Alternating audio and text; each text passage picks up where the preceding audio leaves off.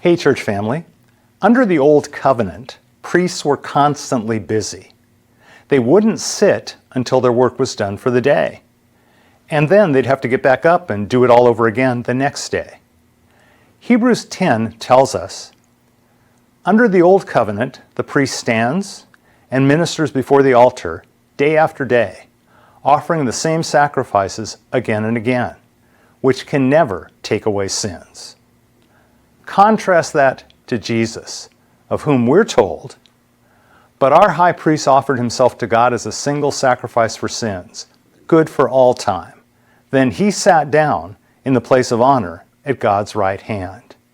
Do you know why Jesus sat down? It's because there was no more work to do. He sacrificed himself once and for all.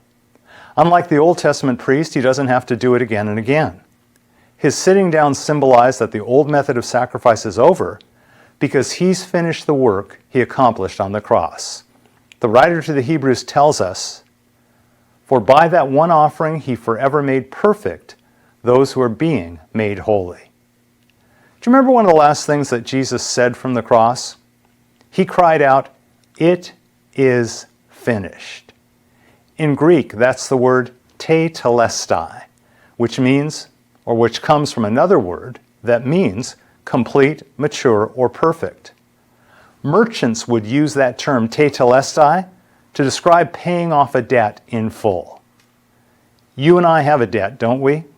Romans 3 tells us, all have sinned and fall short of the glory of God. That's a debt we could never pay. But when Jesus died on the cross, he said, tetelestai. Father, their debt is now paid in full because I've paid it. I pray that if you're wrestling with guilt over something you've done in the past, something you've confessed to God, something you've repented from, that you'd remember that Jesus sacrificed himself once for all and sat down at God's right hand because his work was done. I pray you'd rest in his finished work today. Amen.